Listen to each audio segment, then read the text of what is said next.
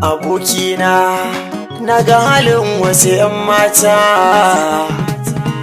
ni ma suna ta tsinka tunanina.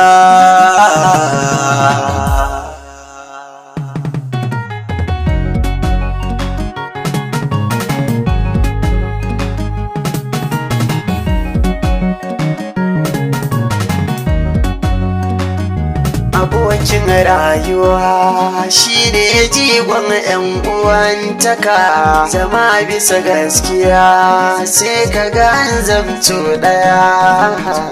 Abokin rayuwa shi ne jigon 'yan uwantaka, zama bisa gaskiya sai ka ga an zamto ɗaya.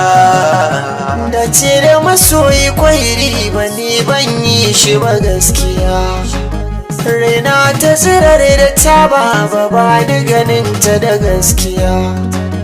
Kai Salisu ka gani yadda ta bi ta ibini babaya, na kara amintuwa duba ta sauya ni gaba daya.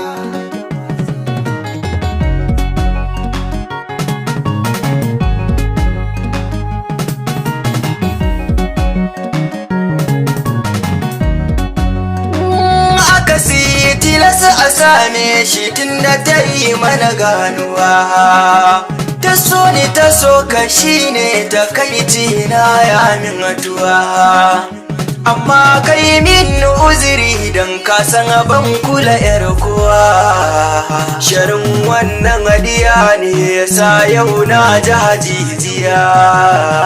Abokin rayuwa shi ne jigon 'yan uwantaka, zama bisa gaskiya sai kaga an zama to ɗaya.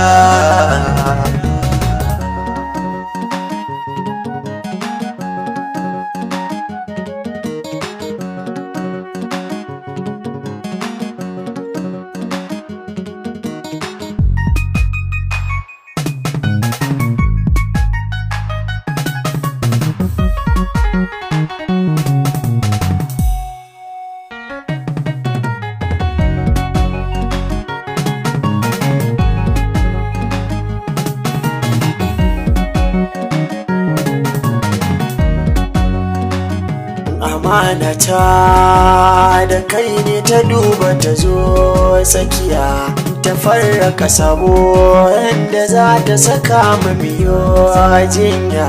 Abokina ka san inda ce ba kai mini zaya, hakan ne sanya wasu suke so yau su gaban sauya.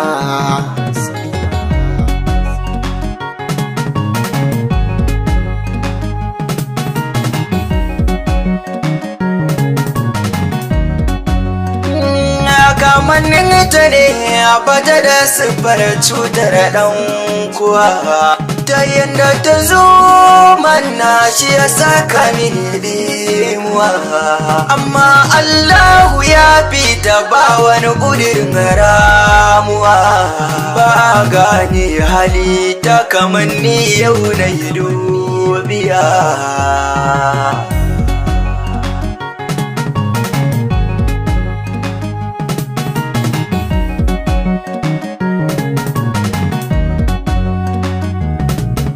Abokina na ga halin wasu 'yan mata,